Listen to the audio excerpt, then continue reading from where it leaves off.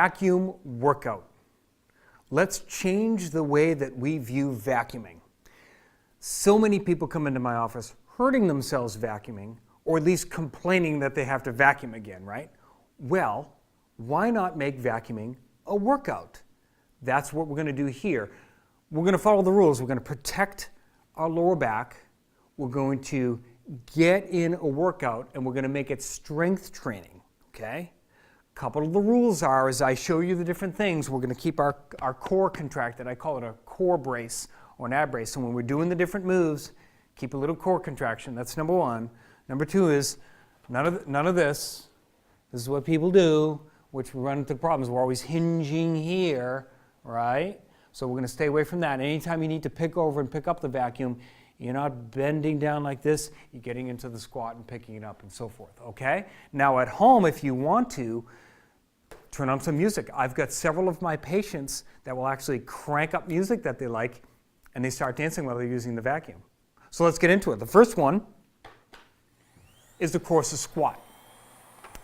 So instead of, again, bending like this, get into a squat position and get into a squat like so. Hold the squat, vacuum off to the side. Vacuum here, vacuum here. I need to move. Step, move, squat. Okay? I'm already feeling the burn. Okay? Notice again, I'm keeping a nice tall body like this, and I'm getting my squat workout. It's all leg work, not back work. That's the squat. Okay? Then you can transition into number two, move into a lunge. So if you're tired of doing a squat, then do a lunge. Hold the lunge, move it around, change hands. Right? Now you're doing a lunge. Here's another lunge. Over here, I'm coming in the corner, and I'm cleaning the studio at the same time, right? Doing a lunge, right? Move over here, another lunge. Stay in that lunge position for a while, move it around, come out of the lunge, okay? Then you can get fancier. Number three is the fencer. The fencer. Do some fencing. Move and a fencer, just like a fencer would do, right? Switch to the other side.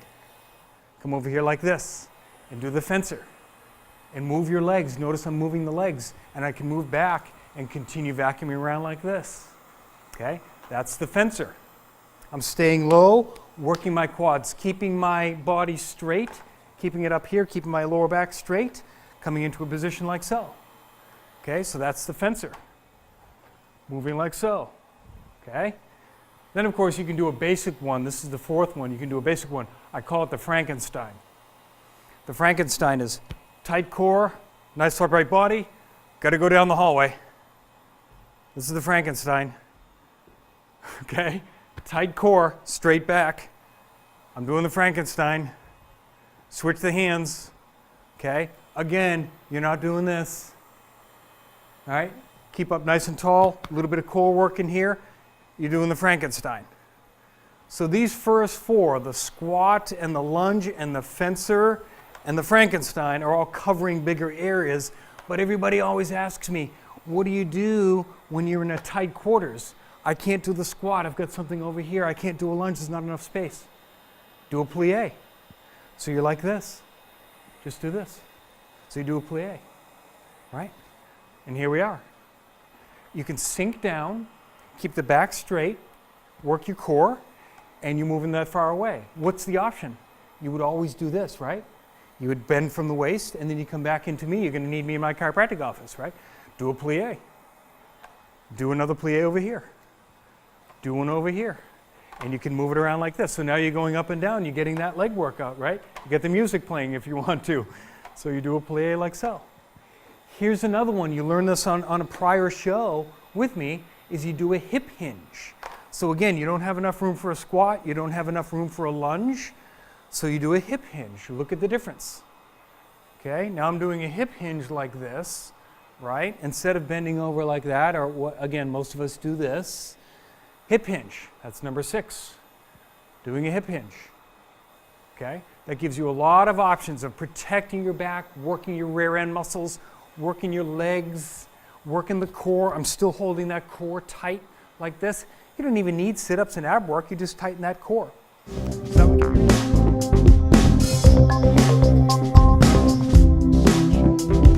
Now with safe squats, I have a lot of my patients that have knee issues and back issues, and if they do a regular squat, it hurts. So working with a bunch of really smart chiropractors and trainers and physical therapists, I came up with a very simple little squat exercise that is a good alternative if you get pain with a regular squat. And particularly if you're doing squats that are coming down, going down, coming up, going down, coming up, going down, coming up. Doing that repetitively, if that bothers your knees and your backs, you might want to try this. So the first thing I suggest is start with a chair. Start using a chair so you can get an idea of this position. Here's why. When we do a squat, we want to practice getting as far back as we can as if we're trying to sit down. Okay? So that's the first part of what I'm going to show you.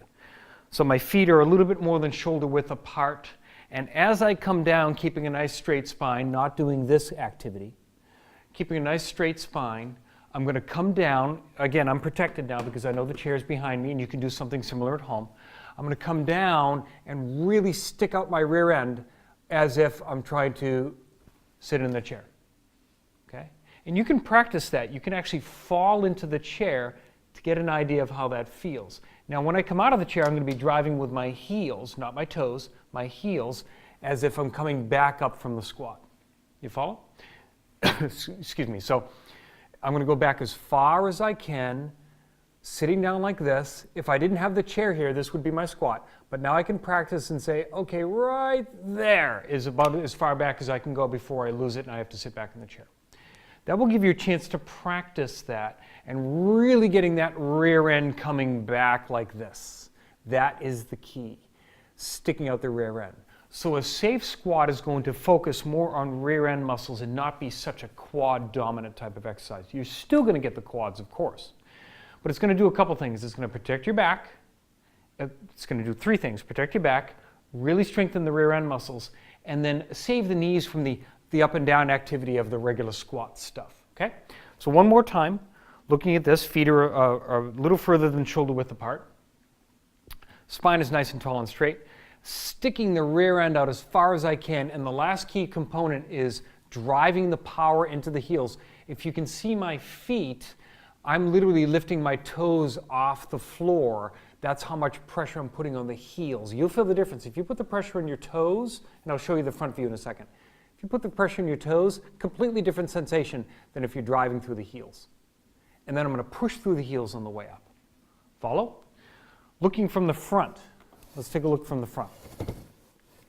This is what it's going to look like. Feet shoulder width apart. Spine nice and tall.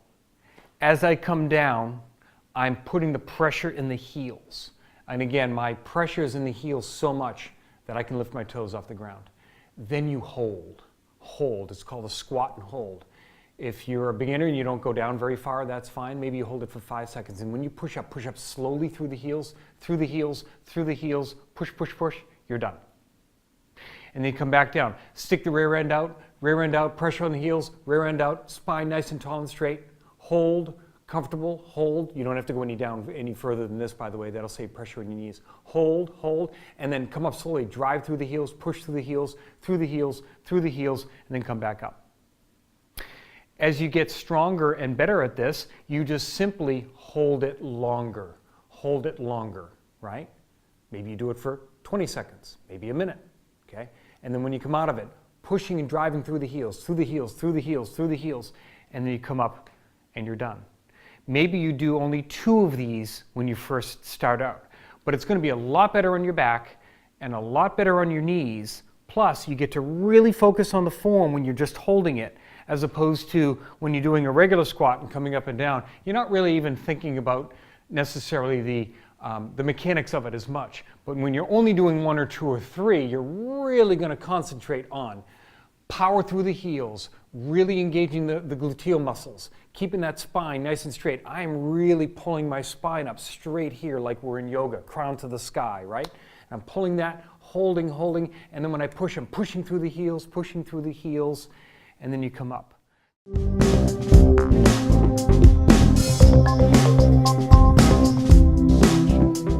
How do we quiet the mind down? No one comes into my office and says, you know, Dr. Fuller, I'm so relaxed. I'm feeling wonderful. Can you increase my intensity a little bit? Nobody says that. Everybody asks me how can I help them quiet down? So 3 simple things. One is turn off the poison. Turn off the poison, which is news. Limit it. I'm not saying don't listen to it at all, but limit your news exposure because a lot of it is negativity and fear. And staying away from that type of programming will stay away from all the commercials that are there designed to subconsciously program us to have certain behaviors and desires and so forth. So limit that. Second is replace that time with, I call it supercomputer programming. Here's your supercomputer. It can be taken over and programmed by forces you don't want them to have control over your brain, or you can decide, I'm going to take control of my beautiful brain and I'm going to program it in a way that is desirable for my outcome, for myself, my life, my job, my duties, my purpose in life, my family, my kids, my community. Program it in a certain way with thoughtful, chosen programming of material you're going to selectively choose to come into your brain. More on that in a moment. And lastly, try meditation. I am professing myself here. I'm trying to meditate. I am terrible, but I keep on trying. And I'm getting a little bit better through the months and years, a little bit better at shutting off my monkey brain as well. And I've actually made more improvements in 2018 than I have in the past several years of trying. So you really do get these mini breakthroughs, at least this is what I've experienced, by continuously practicing that. And even this morning, I spent 2 minutes before I left my place to come to my chiropractic office and just sitting there quietly and sending out gratefulness. I was lots of gratitude for my life and my health and the things and the gifts that I have. And that really did help set up a better and more successful day, even if it's just for the next 5 minutes or 5 hours or that day. It's a lot of people that recommend these things say do that. Set your day up in the beginning with a few minutes. Some people do longer than that, and I hope to do longer for myself. So you need some guidance. How about some material and programs, some of which I've listed before? Let's go through a list of people that you can tap into right now. Some of this will just be programs you listen to, and some of these people I'm going to mention are also have their own meditation styles. The first one is Tony Robbins. And if you go to YouTube and put in Tony Robbins Super Soul Sunday, great program. So he's on Oprah's network, and he does a program with Oprah's audience. And at the end of that, he has his own version of meditation. Fantastic stuff. Give it a try. And if that doesn't work for you, move on to the next one. The next one would be Andrew Weil, Dr. Andrew Weil. drweil.com. He has a program called Spontaneous Happiness. He has meditation guidance in there, people that he's invited on, CDs available, programs as well. Louise Hay, you can go to YouTube and look at many free programs from Louise Hay. She also has Hay House Publishing, I think is the name of her collective company that has a lot of other different people and books and CDs and all kinds of programs, so check that out.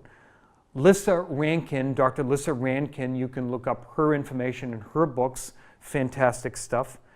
Dan Harris, he came out with his first book, which was 10% Happier. Just keep in mind that that book has adult themes and language, so just be aware of that. He came out with a second book. I have not delved into that yet, but he was the one that famously had the meltdown on air, switched to meditation. Now he has a lot of the very famous broadcasters that you and I know that are doing a lot of meditation. My colleague, Dr. Peter Prococo, he has a great vlog on lots of great information, so check out Dr. Prococo's information.